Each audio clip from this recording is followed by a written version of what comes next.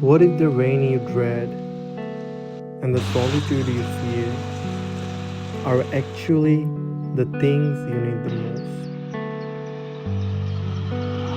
Rain, for some, it's a curse. Plants ruined, moods dampened. It traps you inside, leaving you with nothing but your own thoughts. But what if, instead of a burden, it's a chance to pause? A moment to listen, to reflect, to be with yourself. For others, solitude feels like a prison. The rain amplifies it, forcing them to face what they've been running from.